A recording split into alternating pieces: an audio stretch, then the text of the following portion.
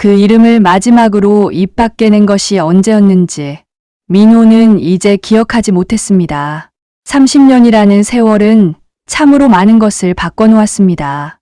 청년이었던 그는 어느새 60을 넘긴 노인이 되었고 한때 세상을 다 가진 것 같던 가슴은 오랜 습관처럼 조용히 뛰는 법을 배웠습니다.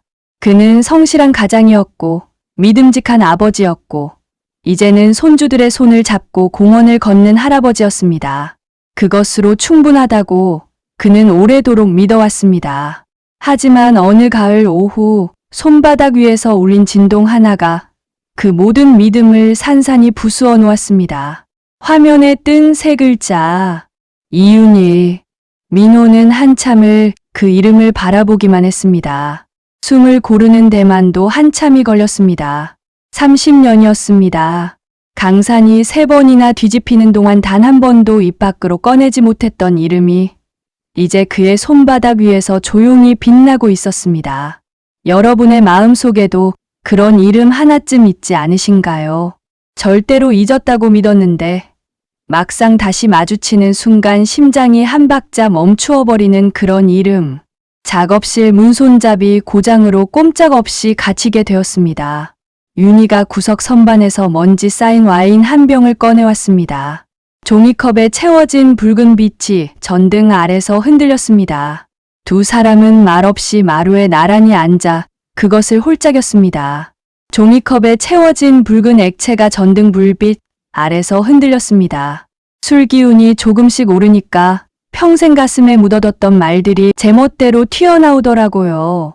떨리는 그녀의 손을 나도 모르게 덮어 잡았습니다.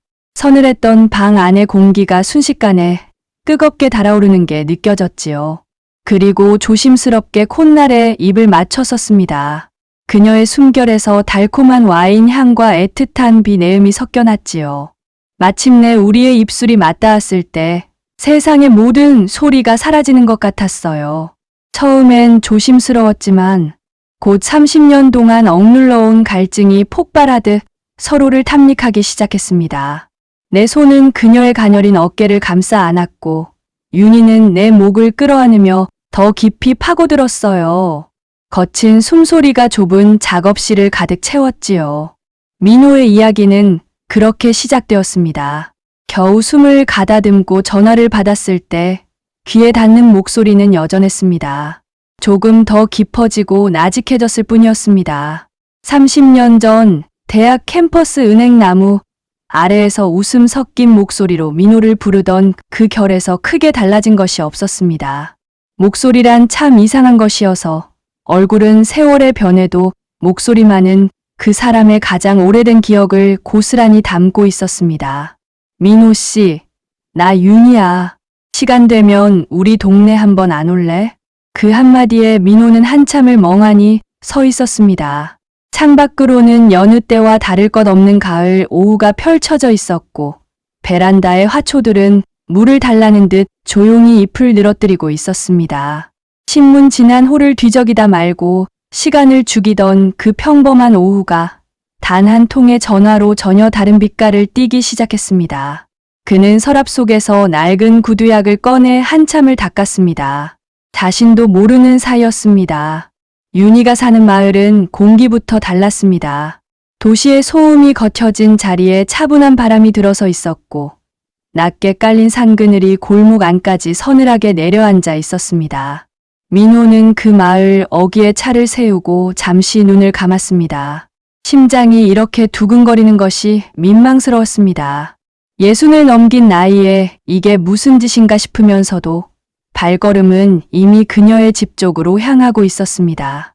대문 앞에서 기다리고 있던 윤희를 보는 순간 민호는 한 발자국 그 자리에 멈추었습니다. 세월은 그녀의 얼굴 위에 조심스럽게 선을 긋고 지나갔습니다. 머리카락은 절반쯤 은빛으로 물들어 있었고 눈가에는 잔잔한 주름이 자리를 잡고 있었습니다. 한때 발그레했던 두 뺨의 빛깔도 이제는 차분하게 가라앉아 있었습니다. 그러나 눈빛만은 달랐습니다. 30년 전 도서관 창가에서 책 대신 창밖을 바라보며 꿈꾸는 듯 빛나던 그 눈빛이 그대로였습니다. 참 오래 걸렸다. 우리 보는 거. 윤희가 먼저 입을 열었습니다. 찻잔을 두 손으로 감싸쥐며 건네는 그 말이 어찌나 담담한지 오히려 더 깊이 가슴에 박혔습니다. 웃음도 눈물도 아닌 그 담담함이 30년을 압축하고 있었습니다. 민호는 맞은편에 앉아 찻잔을 받아들었습니다. 그리고 그녀의 손마디를 보았습니다. 굳은 살이 박인 손가락들이 찻잔을 만지작거리고 있었습니다. 그 손이 살아온 세월을 고스란히 말하고 있는 것 같아서 민호는 왠지 모르게 가슴 한쪽이 아릿해져 오는 것을 느꼈습니다. 30년의 공백은 채워야 할 이야기들로 넘쳐났지만 정작 입 밖으로 나오는 것들은 소소하고 작은 것들 뿐이었습니다. 요즘 날씨가 이상하다. 이 마을에 새로 생긴 찻집이 있다. 손주가 몇이나 되느냐. 그런 이야기들이 조용히 오갔습니다. 하지만 민호는 알고 있었습니다. 그 사소한 말들 뒤에 얼마나 많은 것들이 숨어 있는지를. 겨우 숨을 가다듬고 전화를 받았을 때 귀에 닿는 목소리는 여전했습니다. 조금 더 깊어지고 나직해졌을 뿐이었습니다. 30년 전 대학 캠퍼스 은행나무 아래에서 웃음 섞인 목소리로 민호를 부르던 그 결에서 크게 달라진 것이 없었습니다. 목소리란 참 이상한 것이어서 얼굴은 세월의 변해도 목소리만은 그 사람의 가장 오래된 기억을 고스란히 담고 있었습니다. 민호 씨, 나 윤이야. 시간 되면 우리 동네 한번 안 올래? 그 한마디에 민호는 한참을 멍하니 서 있었습니다. 창밖으로는 여느 때와 다를 것 없는 가을 오후가 펼쳐져 있었고 베란다의 화초들은 물을 달라는 듯 조용히 잎을 늘어뜨리고 있었습니다. 신문 지난 호를 뒤적이다 말고 시간을 죽이던 그 평범한 오후가 단 한 통의 전화로 전혀 다른 빛깔을 띠기 시작했습니다. 그는 서랍 속에서 낡은 구두약을 꺼내 한참을 닦았습니다. 자신도 모르는 사이였습니다. 윤희가 사는 마을은 공기부터 달랐습니다. 도시의 소음이 거쳐진 자리에 차분한 바람이 들어서 있었고 낮게 깔린 산그늘이 골목 안까지 서늘하게 내려앉아 있었습니다. 민호는 그 마을 어귀에 차를 세우고 잠시 눈을 감았습니다. 심장이 이렇게 두근거리는 것이 민망스러웠습니다. 60을 넘긴 나이에 이게 무슨 짓인가 싶으면서도 발걸음은 이미 그녀의 집 쪽으로 향하고 있었습니다. 대문 앞에서 기다리고 있던 윤희를 보는 순간 민호는 한 발자국 그 자리에 멈추었습니다. 세월은 그녀의 얼굴 위에 조심스럽게 선을 긋고 지나갔습니다. 머리카락은 절반쯤 은빛으로 물들어 있었고 눈가에는 잔잔한 주름이 자리를 잡고 있었습니다. 한때 발그레했던 두 뺨의 빛깔도 이제는 차분하게 가라앉아 있었습니다. 그러나 눈빛만은 달랐습니다. 30년 전 도서관 창가에서 책 대신 창밖을 바라보며 꿈꾸는 듯 빛나던 그 눈빛이 그대로였습니다.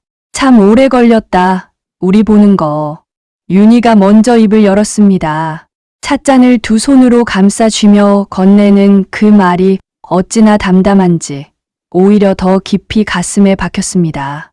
웃음도 눈물도 아닌 그 담담함이 30년을 압축하고 있었습니다. 민호는 맞은편에 앉아 찻잔을 받아들었습니다. 그리고 그녀의 손마디를 보았습니다. 굳은 살이 박인 손가락들이 찻잔을 만지작거리고 있었습니다. 그 손이 살아온 세월을 고스란히 말하고 있는 것 같아서 민호는 왠지 모르게 가슴 한쪽이 아릿해져 오는 것을 느꼈습니다.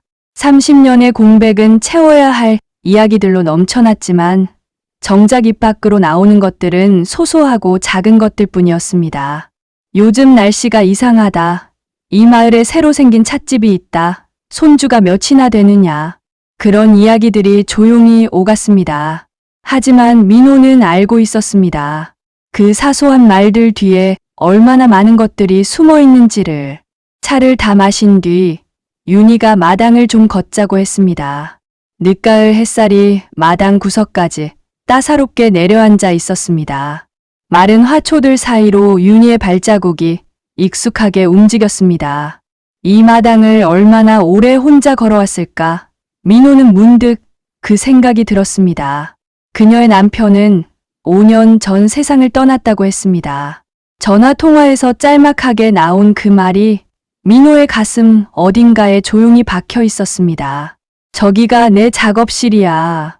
윤희가 마당 한편의 작은 나무 별채를 가리켰습니다. 창문 너머로 말린 꽃다발들이 가득 걸려 있는 것이 보였습니다. 라벤더와 리스본스타, 그리고 이름 모를 들꽃들이 빛바랜 채로 매달려 있었습니다. 꽃을 말려서 그림 소재로서 요즘은 이것만 해. 별거 아닌 것 같아도 이게 나한테는 살아가는 이유 같아서. 그 말을 하는 윤희의 목소리에 잠시 무언가가 어렸다가 사라졌습니다. 민호는 그것을 본 척하지 않았습니다. 다만 가슴 어딘가에 묵직한 것이 내려앉는 것을 느꼈습니다. 각자의 방식으로 살아남았구나. 우리는 그 생각이 마음을 쓸고 지나갔습니다. 민호 씨는 지금 행복해? 윤희가 말린 꽃가지 하나를 손가락으로 살짝 건드리며 물었습니다.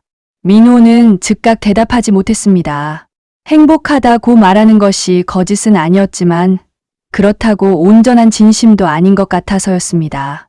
그럭저럭 그가 그렇게 대답했을 때 윤희는 고개를 끄덕였습니다. 더 묻지 않았습니다. 그리고 그 침묵이 어떤 대답보다 더 많은 것을 말하고 있었습니다. 서로가 서로의 사정을 이미 알고 있다는 것처럼 그 침묵은 이상하게도 편안했습니다. 시간은 묘하게 흘렀습니다. 분명 오래 있었던 것 같은데 해는 아직 중천에 있었고 분명 할 말이 많았는데 막상 무엇을 말했는지 기억나지 않을 것 같았습니다. 민호는 오래전부터 알고 있었습니다. 윤희 곁에 있을 때만 유독 시간이 이렇게 흐른다는 것을. 좁아도 살 수 있는 것이 마음이라고 누군가 말했습니다. 그러나 민호는 이날 처음으로 깨달았습니다. 넓어도 비어있을 수 있는 것, 역시 마음이라는 것을. 그리고 30년 동안 그는 아주 넓고 텅 빈 가슴을 들고 살아왔다는 것을. 그 비어있음이 어디에서 왔는지를 이날 오후 그는 처음으로 정면으로 마주하고 있었습니다. 겨우 숨을 가다듬고 전화를 받았을 때 귀에 닿는 목소리는 여전했습니다. 조금 더 깊어지고 나직해졌을 뿐이었습니다. 30년 전 대학 캠퍼스 은행나무 아래에서 웃음 섞인 목소리로 민호를 부르던 그 결에서 크게 달라진 것이 없었습니다. 목소리란 참 이상한 것이어서 얼굴은 세월의 변해도 목소리만은 그 사람의 가장 오래된 기억을 고스란히 담고 있었습니다. 민호 씨, 나 윤희야. 시간 되면 우리 동네 한번 안 올래? 그 한마디에 민호는 한참을 멍하니 서 있었습니다. 창밖으로는 여느 때와 다를 것 없는 가을 오후가 펼쳐져 있었고 베란다의 화초들은 물을 달라는 듯 조용히 잎을 늘어뜨리고 있었습니다. 신문 지난 호를 뒤적이다 말고 시간을 죽이던 그 평범한 오후가 단 한 통의 전화로 전혀 다른 빛깔을 띠기 시작했습니다. 그는 서랍 속에서 낡은 구두약을 꺼내 한참을 닦았습니다. 자신도 모르는 사이였습니다. 윤희가 사는 마을은 공기부터 달랐습니다. 도시의 소음이 걷혀진 자리에 차분한 바람이 들어서 있었고 낮게 깔린 산그늘이 골목 안까지 서늘하게 내려앉아 있었습니다. 민호는 그 마을 어귀에 차를 세우고 잠시 눈을 감았습니다. 심장이 이렇게 두근거리는 것이 민망스러웠습니다. 60을 넘긴 나이에 이게 무슨 짓인가 싶으면서도 발걸음은 이미 그녀의 집 쪽으로 향하고 있었습니다. 대문 앞에서 기다리고 있던 윤희를 보는 순간 민호는 한 발자국 그 자리에 멈추었습니다. 세월은 그녀의 얼굴 위에 조심스럽게 선을 긋고 지나갔습니다. 머리카락은 절반쯤 은빛으로 물들어 있었고 눈가에는 잔잔한 주름이 자리를 잡고 있었습니다. 한때 발그레했던 두 뺨의 빛깔도 이제는 차분하게 가라앉아 있었습니다. 그러나 눈빛만은 달랐습니다. 30년 전 도서관 창가에서 책 대신 창밖을 바라보며 꿈꾸는 듯 빛나던 그 눈빛이 그대로였습니다. 참 오래 걸렸다. 우리 보는 거. 윤희가 먼저 입을 열었습니다. 찻잔을 두 손으로 감싸쥐며 건네는 그 말이 어찌나 담담한지 오히려 더 깊이 가슴에 박혔습니다. 웃음도 눈물도 아닌 그 담담함이 30년을 압축하고 있었습니다. 민호는 맞은편에 앉아 찻잔을 받아들었습니다. 그리고 그녀의 손마디를 보았습니다. 굳은 살이 박인 손가락들이 찻잔을 만지작거리고 있었습니다.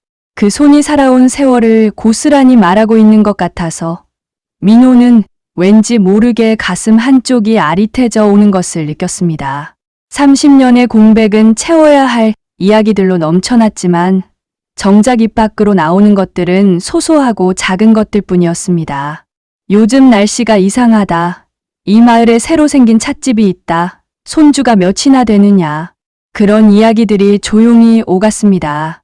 하지만 민호는 알고 있었습니다. 그 사소한 말들 뒤에 얼마나 많은 것들이 숨어 있는지를.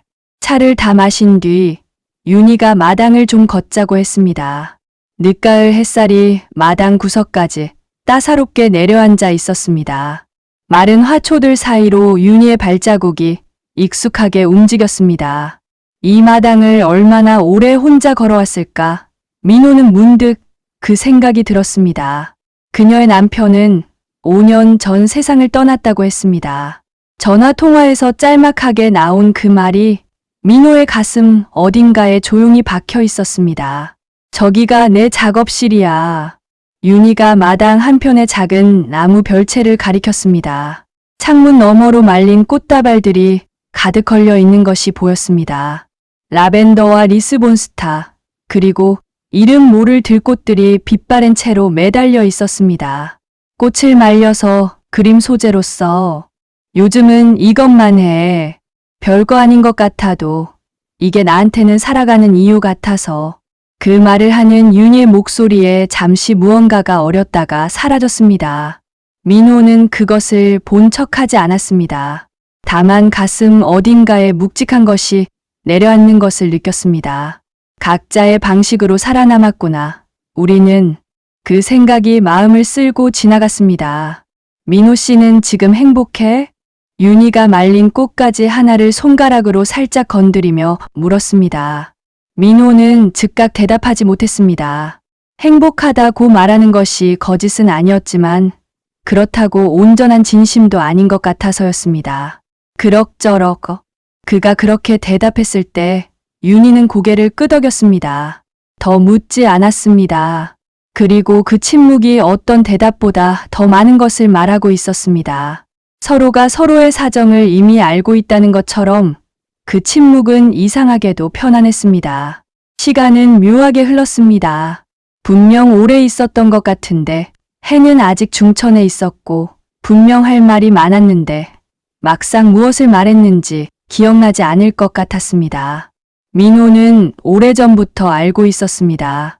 윤희 곁에 있을 때만 유독 시간이 이렇게 흐른다는 것을. 좁아도 살 수 있는 것이 마음이라고 누군가 말했습니다. 그러나 민호는 이날 처음으로 깨달았습니다. 넓어도 비어있을 수 있는 것, 역시 마음이라는 것을. 그리고 30년 동안 그는 아주 넓고 텅 빈 가슴을 들고 살아왔다는 것을. 그 비어있음이 어디에서 왔는지를 이날 오후 그는 처음으로 정면으로 마주하고 있었습니다. 구름이 몰려오기 시작한 것은 오후 늦게였습니다. 윤희는 괜찮을 거라고 했지만 하늘빛이 심상치 않았습니다. 마당에서 마른 꽃대들을 정리하던 그녀의 손이 빨라지는 것을 민호는 바라보았습니다. 그리고 그 순간 민호의 마음속 어딘가에 작은 균열 하나가 생겼습니다. 이렇게 있으면 안 된다는 생각이었습니다. 아내는 그가 오래된 학창시절 친구를 만나러 간다고만 알고 있었습니다. 그게 거짓말은 아니었습니다. 하지만 이 마당에서, 이 오후의 햇살 아래에서 민호의 심장이 이렇게 불규칙하게 뛰고 있다는 것은 아내에게 끝내 말하지 못할 진실이었습니다. 민호는 속으로 스스로를 나무랐습니다. 60을 넘긴 사람이 이게 무슨 짓인가. 30년이 지나서도 이 이름 앞에 무너지는 사람이 제대로 된 사람인가. 반평생을 성실하게 살아온 그 기록이 단 한 번의 오후에 흔들리고 있다는 것이 낯설고 두려웠습니다. 그러나 그 자책은 윤희가 고개를 돌려 환하게 웃는 순간 어디론가 흩어져 버렸습니다. 그 웃음이 너무나 익숙했습니다. 그 웃음만은 30년이 아니라 300년이 지나도 알아볼 것 같았습니다. 민호는 자신이 왜 그토록 오랫동안 이 이름을 마음속 깊은 곳에 묻어두었는지를 이제야 정확히 이해했습니다. 잊은 것이 아니었습니다. 감당할 수 없어서 덮어둔 것이었습니다. 그때였습니다. 하늘이 구멍 난 것처럼 빗방울이 쏟아졌습니다. 처음엔 몇 방울이더니 순식간에 장대처럼 굵은 비가 마당 전체를 두드리기 시작했습니다. 민호 씨, 이쪽으로. 작업실로 들어가요, 빨리. 윤희가 먼저 뛰었고 민호는 그 뒤를 따랐습니다. 빗속을 달리는 동안 민호는 두 가지를 동시에 느꼈습니다. 쏟아지는 빗물의 차가움과 이 다른 박질이 어쩐지 돌아가야 할 곳에서 점점 멀어지는 것 같다는 묘한 두려움. 그러나 발은 멈추지 않았습니다. 그의 몸은 이미 그녀를 향해 기울어져 있었습니다. 빗속에서 그는 그녀가 내민 손을 잡았습니다. 하지만 그녀는 아직 몰랐습니다. 이 비가 그치고 난 뒤 두 사람의 이야기가 어떻게 흘러갈지를. 이 둘의 이야기가 궁금하시다면 구독과 좋아요로 응원해주세요. 작업실은 좁았습니다. 빗물이 뚝뚝 떨어지는 두 사람이 들어서자 진한 꽃향기와 눅눅한 습기가 뒤섞여 감돌았습니다. 말린 꽃다발들이 천장낙게 걸려 있었고 구석에는 미완성 그림 몇 점이 기대어 서 있었습니다. 오래된 나무 책상 위에는 팔레트와 붓들이 가지런히 놓여 있었습니다. 이 좁은 공간이 그녀의 삶 전체를 담고 있는 것 같았습니다. 윤희가 수건을 건넸습니다. 그 수건에서 그녀의 채취가 났습니다. 오래되고 따뜻하고 익숙한, 어쩌면 30년 내내 기억의 아주 낮은 곳에 가라앉아 있었을 그 냄새였습니다. 민호는 젖은 머리를 닦으며 창밖을 바라보았습니다. 비는 점점 더 세차게 쏟아지고 있었습니다. 그리고 그때 문을 향해 손을 뻗었을 때였습니다. 문손잡이가 꼼짝도 하지 않았습니다. 윤희야, 이 문이 왜 이러지? 민호가 힘을 주어 당겨보았지만 문은 요지부동이었습니다. 윤희가 다가와 살피더니 당황한 기색을 지우지 못했습니다. 아, 그 도어락이 비가 오면 습기 때문에 잠겨버려. 어쩌지? 핸드폰을 꺼내들었지만 이 마을 구석에는 신호 하나 잡히지 않았습니다. 배터리도 마지막 한 칸을 가리키며 깜빡이고 있었습니다. 민호는 잠시 그 현실을 받아들이려 했습니다. 단 몇 평짜리 나무 작업실, 쏟아지는 빗 속에 갇힌 두 사람, 그리고 아무도 닿을 수 없는 완전한 단절. 그 고요함이 오히려 너무 많은 것을 말하게 했습니다. 윤희가 구석 선반에서 먼지 쌓인 와인 한 병을 꺼내왔습니다. 누군가 선물로 두고 간 것이라고 했습니다. 종이컵에 채워진 붉은 빛이 전등 아래서 흔들렸습니다. 두 사람은 말없이 마루에 나란히 앉아 그것을 홀짝였습니다. 민호 씨, 기억나? 우리 대학 때 축제 날에도 이렇게 비가 왔었는데. 윤희의 낮은 목소리가 좁은 방을 채웠습니다. 그 말 끝에 묻어나는 쓸쓸함을 민호는 모른 척할 수 없었습니다. 기억났습니다. 체육관 처마 밑에서 함께 비를 피하며 서로 어깨를 부딪혔던 그 밤이. 윤희가 웃으면서 비 오는 날에는 왜 이렇게 배가 고프지? 라고 했던 것이. 그 말이 우스워서 둘이 한참을 웃었던 것이. 기억해. 민호가 그렇게 대답하는 것만으로 잠시 침묵이 흘렀습니다. 빗소리가 그 침묵을 가득 채웠습니다. 그리고 술기운이 조금씩 오르기 시작하자 평생 가슴에 묻어두었던 말들이 제멋대로 튀어나오기 시작했습니다. 윤희야, 나 사실 내 결혼식 날 성당 뒷마당에서 한참을 울었어. 가난이 죄 같아서 널 잡을 수가 없었어. 입 밖으로 나간 말인데도 낯설었습니다. 30년을 입술 안쪽에서만 맴돌다 처음 세상에 나온 말이었습니다. 윤희의 눈시울이 붉어졌습니다. 난 내가 나를 싫어해서 떠난 줄 알았어. 바보같이. 그 말이 끝나기 무섭게 민호는 자신의 손이 그녀의 손 위에 얹혀지는 것을 느꼈습니다. 의식적인 행동이 아니었습니다. 30년이라는 세월이 한꺼번에 녹아내리는 것 같았습니다. 서늘했던 방 안의 공기가 순식간에 달라지는 것이 느껴졌습니다. 월이 우리 사이에 쌓아 올린 그 단단한 벽이 눅눅한 습기와 술 기운에 조금씩 허물어지고 있었어요. 윤희야. 내가 그녀의 이름을 나직하게 불렀을 때 윤희가 고개를 들어 나를 바라봤어요. 젖은 머리카락 몇 가닥이 뺨에 달라붙어 있었고 그 너머로 보이는 눈동자에는 원망과 그리움 그리고 감출 수 없는 갈망이 뒤섞여 있었지요. 나는 나도 모르게 손을 뻗어 그 머리카락을 귀 뒤로 넘겨주었지요. 손끝에 닿은 살결이 데일 것처럼 뜨거웠습니다. 내 손길에 윤희가 눈을 감았어요. 그 순간 우리는 알았습니다. 이 문이 잠긴 건 우연일지 몰라도 우리가 여기서 서로를 마주 보고 있는 건 피할 수 없는 운명이었다는 걸. 나는 천천히 고개를 숙여 그녀의 이마에 그리고 조심스럽게 콧날에 입을 맞췄습니다. 그녀의 숨결에서 달콤한 와인 향과 애틋한 비내음이 섞여났지요. 마침내 우리의 입술이 맞닿았을 때 세상의 모든 소리가 사라지는 것 같았어요. 처음엔 조심스러웠지만 곧 30년 동안 억눌러온 갈증이 폭발하듯 서로를 탐닉하기 시작했지요. 내 손은 그녀의 가녀린 어깨를 감싸 안았고 윤희는 내 목을 끌어안으며 더 깊이 파고들었습니다. 거친 숨소리가 좁은 작업실을 가득 채웠지요. 민호 씨, 안 돼. 우리 이러면. 윤희가 내 품에서 잠시 입술을 떼며 떨리는 목소리로 속삭였습니다. 그녀의 눈에는 눈물이 고여 있었지요. 그래, 나도 알아. 문 밖으로 나가는 순간 우리는 다시 누군가의 남편이고 누군가의 할머니로 돌아가야 한다는 걸. 이 선을 넘으면 평생 쌓아온 공든 탑이 무너질지도 모른다는 공포가 엄습했습니다. 하지만 그 공포보다 더 강렬한 건 지금 내 앞에 있는 이 여자를 다시는 놓치고 싶지 않다는 절박함이었지요. 오늘만, 딱 오늘만 우리로 살자. 윤희야. 내 대답에 윤희는 대답 대신 더 세게 나를 끌어안았습니다. 우리는 마치 내일이 없는 사람들처럼 서로의 몸을 확인했지요. 주름진 손마디가 서로를 더듬고 식어가는 청춘의 잔해 속에서 마지막 불꽃을 태우듯 뜨겁게 엉켰어. 바닥에 놓인 마른 꽃들이 우리의 움직임에 바스락거리며 부서졌지만 아무도 상관하지 않았지요. 그날 밤 잠긴 문 안에서 우리는 사회가 정해준 이름표를 다 던져버렸고 도덕도 윤리도 책임도 그 빗소리에 씻겨 내려갔습니다.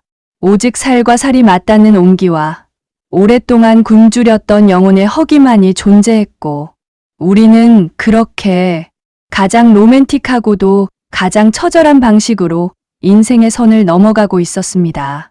눈을 떴을 때 가장 먼저 느껴진 건 쾌락이 아니라 소름 끼치는 한기였고 어질러진 작업실 바닥, 나동그라진 와인병, 그리고 으깨진 말린 꽃잎들, 그 위로 비치는 새벽빛이 마치 우리 죄를 낱낱이 밝히려는 취조실 조명처럼 느껴지더군요. 윤희는 벽에 기대 앉아 무릎 사이에 얼굴을 묻고 있었습니다. 흐트러진 옷무새를 정리할 엄두도 못 내는 그 뒷모습이 어찌나 작고 처량해 보이던지 어젯밤 내가 그토록 갈구하며 안았던 그 어깨가 이제는 닿기만 해도 부서질 것 같은 가시방석처럼 보였습니다. 나는 서둘러 내 옷을 주워 입었지요.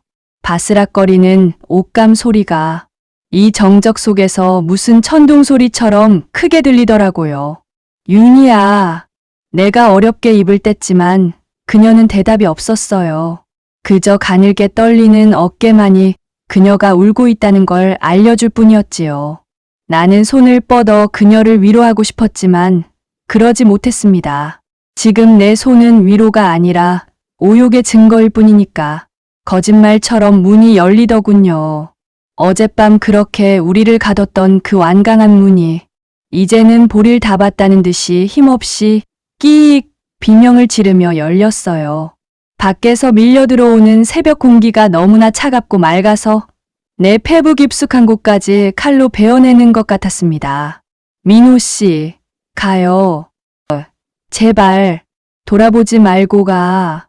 윤희가 고개도 들지 않은 채 갈라진 목소리로 내뱉었습니다. 그 목소리엔 어젯밤의 다정함은 흔적도 없었습니다. 오직 빨리 이 수치스러운 공간에서 나를 치워버리고 싶다는 절박함 뿐이었을 겁니다. 나는 도망치듯 작업실을 빠져나와 차에 올라탔습니다. 백미러로 본 그녀의 집은 안개 속에 잠겨 마치 아무 일도 없었던 것처럼 평온해 보이더군요. 여러분이라면 어떻게 하셨을까요? 30년 만에 마주한 그 손을 그는 과연 잡아도 되는 걸까요? 그날 밤 작업실 안에서 두 사람은 30년의 말들을 쏟아냈습니다. 왜 말하지 못했는지, 왜 기다리지 못했는지, 왜 그때 그렇게 돌아서야 했는지. 한쪽이 말하면 다른 쪽이 눈물을 훔쳤고, 한쪽이 침묵하면 다른 쪽이 그 침묵을 가만히 받아들였습니다. 빗소리가 그들을 감쌌습니다. 이 세상에 두 사람만 남겨진 것 같은 그 고요함 속에서 민호는 윤희의 손을 오래도록 잡고 있었습니다. 좋아한다는 말은 이미 늦어버린 뒤에야 쉬워집니다. 민호는 그날 밤 그것을 온몸으로 배웠습니다. 어느 순간 두 사람 사이의 거리는 한 뼘도 채 되지 않았습니다. 민호는 알고 있었습니다. 이 선을 넘어서는 안 된다는 것을. 문 밖으로 나가는 순간 그는 다시 누군가의 남편이었고, 그녀는 다시 각자의 삶으로 돌아가야 하는 사람이었습니다. 수십 년을 성실하게 살아온 사람으로서 지켜야 할 것들이 있었습니다. 그럼에도 불구하고 민호 씨, 윤희가 그의 이름을 부를 때의 그 목소리가 그가 평생 듣고 싶었던 목소리라는 것을 민호는 처음으로 온전히 인정했습니다. 그는 그녀의 이마에 조심스럽게 이마를 맞댔습니다. 그리고 나직하게 속삭였습니다. 윤희야, 우리 안 돼. 나도 알아. 그 말이 얼마나 모순인지를 민호는 알고 있었습니다. 알면서도 이마를 맞대고 있는 이 순간이 그것 자체로 이미 선을 아슬아슬하게 밟고 있다는 것을. 윤희의 눈에 눈물이 고였습니다. 그녀도 고개를 끄덕였습니다. 알아. 나도 알아. 민호 씨. 그들은 그렇게 오래도록 이마를 맞댄 채 서로의 눈물을 들었습니다. 말은 없었습니다. 그러나 30년 동안 서로에게 하지 못했던 모든 말이 그 침묵 속에 담겨 있었습니다. 그것이 그들이 넘은 선이었습니다. 살같이 맞다는 것보다 훨씬 깊은 곳에 있는 마음의 선. 한 번 넘으면 다시는 돌아올 수 없는 그 경계를 두 사람은 그날 밤 이마와 이마 사이에서 조용히 건너고 있었습니다. 새벽빛이 창틀을 타고 들어올 때 민호는 먼저 눈을 떴습니다. 가장 먼저 찾아온 것은 따뜻함이 아니라 소름 끼치는 한기였습니다. 어질러진 작업실 바닥, 으깨진 말린 꽃잎들, 그리고 벽에 기대어 무릎 사이에 얼굴을 묻고 있는 윤희의 작은 뒷모습. 흐트러진 그 뒷모습이 어찌나 작고 처량해 보이던지 민호는 서둘러 몸을 일으켰습니다. 윤희야. 그가 어렵게 입을 뗐을 때 윤희는 대답하지 않았습니다. 가늘게 떨리는 어깨만이 그녀가 울고 있다는 것을 말해주었습니다. 손을 뻗어 그녀를 위로하고 싶었습니다.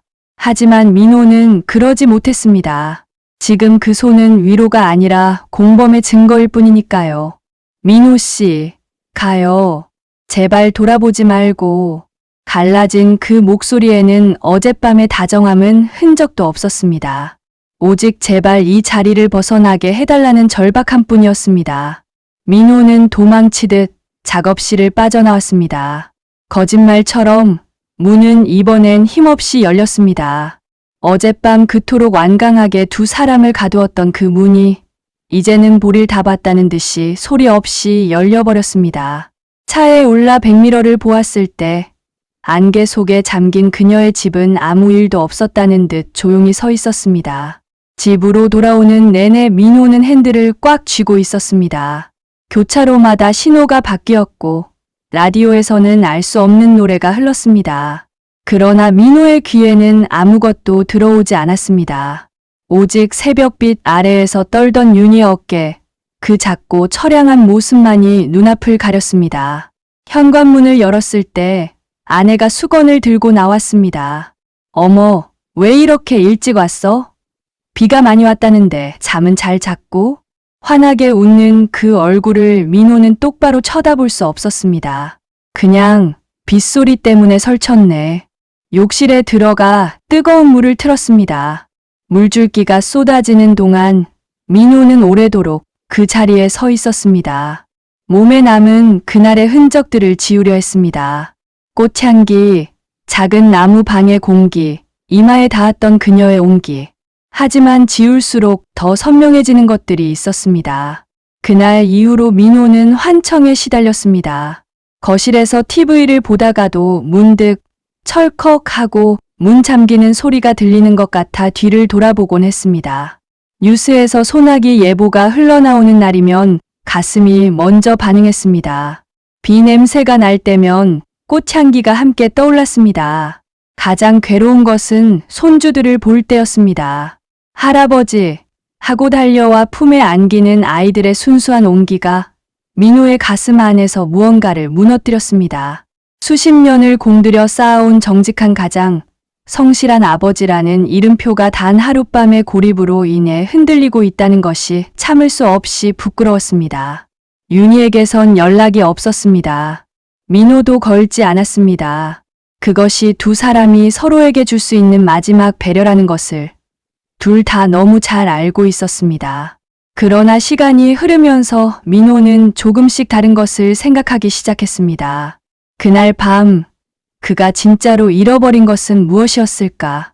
도덕이었을까? 자부심이었을까? 아니면 30년 동안 제대로 들여다보지 않았던 자신의 내면 어딘가였을까? 우리는 서로를 사랑했습니다. 하지만 같은 방향을 보지 못했습니다. 30년 전에도, 그리고 어쩌면 지금도. 민호는 결국 그 질문에 답하지 못했습니다. 다만 한 가지만은 알았습니다. 윤희가 그날 새벽 가요라고 말했을 때 그것이 단순한 거절이 아니었다는 것을. 그것은 두 사람이 서로에게 줄 수 있는 마지막 사랑의 방식이었다는 것을. 놓아주는 것도 사랑이라고 누군가 말했습니다. 민호는 그 말이 이제야 무엇을 의미하는지 알 것 같았습니다. 어느 날 오후 그는 연락처 목록을 열었습니다. 손가락이 이윤이라는 이름 위에서 멈추었습니다. 오래도록 그 이름을 바라보다가 그는 조용히 핸드폰을 내려놓았습니다. 전화하지 않았습니다. 하지만 지우지도 않았습니다. 그것이 민호가 할 수 있는 그리고 해야 하는 선택이었습니다. 계절이 두 번 바뀌어 낙엽이 지는 늦가을이 다시 돌아왔습니다. 산책로를 걷는 민호의 발밑에서 마른 잎들이 바스락거렸습니다. 그 소리가 들릴 때마다 그는 잠시 발걸음을 멈추었습니다. 이 소리가 꼭 그날 밤 좁은 작업실 바닥에서 으깨지던 말린 꽃잎 소리 같아서였습니다. 가슴 한구석에는 이제 절대로 열리지도 절대로 잠기지도 않는 기이한 문 하나가 생겨버렸습니다. 그 문 너머에는 비에 젖은 꽃향기와 억눌린 울음소리와 그리고 30년의 그리움이 여전히 서성이고 있었습니다. 민호는 더 이상 그것을 죄라고만 부르지 않기로 했습니다. 그것은 죄이기도 했고 동시에 30년 전에 미처 매듭짓지 못한 마음이기도 했습니다. 인간이 살아가는 일이란 그런 것인지도 몰랐습니다. 완전히 옳은 선택만으로 살아갈 수 없고 그렇다고 후회만으로 남은 날들을 채울 수도 없는 것. 그리움은 시간이 지워주지 않았습니다. 다만 익숙해질 뿐이었습니다. 그리고 그 익숙함 속에서 하루하루를 살아가는 것이 인생이 민호에게 남겨준 마지막 숙제였습니다. 거울을 볼 때마다 그는 자신의 눈동자 깊은 곳에서 무언가 일렁이는 것을 보았습니다. 그것이 부끄러움인지 그리움인지 아니면 그 둘이 뒤섞인 무언가인지는 여전히 알 수 없었습니다. 분명한 것은 그 빛이 죽는 날까지 그곳에 있을 거라는 것뿐이었습니다. 인생이란 참 얄궂습니다. 평생을 옳다고 믿는 길로만 성실히 걸어왔다고 자부했는데 단 한 번의 폭풍우와 단 하룻밤의 고립에 그 길의 윤곽이 흔들리기도 하니 말입니다. 그래도 민호는 걸어갔습니다. 흔들린 채로 그러나 멈추지 않고. 여러분의 마음속에도 혹시 억지로 잠가둔 채 차마 열어보지 못하는 문이 하나쯤 있지는 않으신가요? 그 문 뒤에 숨겨둔 것이 사랑인지 아니면 평생 지고 가야 할 얼룩인지 어쩌면 그 두 가지는 처음부터 같은 것이었는지도 모릅니다. 이 이야기가 마음에 남으셨다면 구독과 좋아요 한 번씩 부탁드립니다.